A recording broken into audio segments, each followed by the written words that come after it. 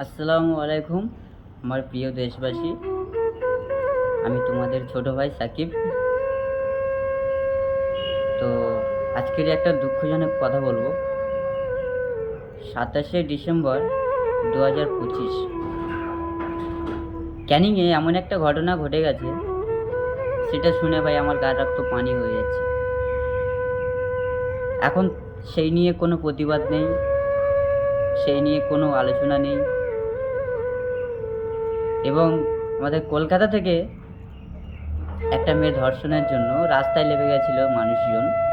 Same ঘটনা আমাদের ক্যানিংয়ে ঘটেছে একটা পুলিশ কনস্টেবলের সাথে, মহিলা পুলিশ, তার সাথে সেম ঘটনা ঘটেছে। তাকে ধর্ষণ করেছে, তাকে গলা টিপে হত্যা করেছে, এবং সে একটা মুসলিম ঘরের মেয়ে ছিল। মেয়েটার বাবা নেই, মেয়েটা অসহায় ছিল, মেয়েটার দুটো ছোট বোন আছে, মেয়েটার মা অসহায়। মেয়েটা ইনকাম করতো, সেই ইনকামের দ্বারাই মেয়েটার সংসার চলতো।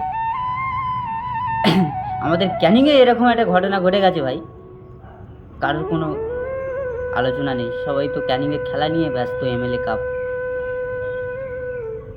সেই খেলার সুযোগে একটা মেয়েকে নির্মমভাবে হত্যা করেছে, তাকে ধর্ষণ করে হত্যা করেছে। তো আমি বেশি কিছু বলতে চাই না।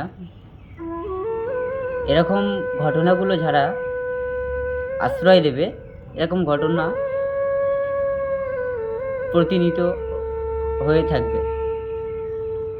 তো আমি সবাইকে অনুরোধ করে বলবো, এই আওয়াজটা সবাই তুলে ধরো, এবং মেয়েটার আত্মার শান্তির জন্য তাকে শাস্তি দেওয়ার ব্যবস্থা করো। একটা পুলিশ কনস্টেবলের সাথে এরকম ঘটনা হয়েছে, তাহলে সাধারণ মেয়েরা জীবন পার করবে কিভাবে? তারা তো রাস্তাঘাটে চলতে পারবে না, না? তো আমি একটা কথা বলবো, সবাই ভিডিওটা শেয়ার করো এবং তাকে শাস্তি দেওয়ার ব্যবস্থা সবাই করো, এবং আওয়াজ তোলার চেষ্টা করো। আমাদের ক্যানিংয়ে ঘটনাটা ঘটেছে ভাই, মেয়েটার ঘর মৌখালি, ঠিক আছে? ঘটনাটা 27শে ডিসেম্বর 2025 সন্ধ্যে 6টা থেকে 7টার ভিতরে ঘটনাটা ঘটেছে, এবং তাকে গলা টিপে হত্যা করা হয়েছে। প্রথমে ধর্ষণও হয়েছে।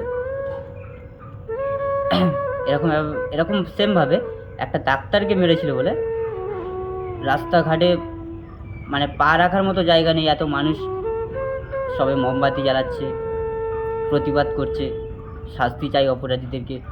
তা ভাই, এইটার ব্যাপারে এরকম হয় না কেন? হ্যাঁ, এটা মুসলিম ঘরের মহিলা বলে। বেশি কিছু বলতে চাই না ভাই, আওয়াজ তোলার চেষ্টা করো। যত চুপ করে থাকবে তত চেপে ধরবে।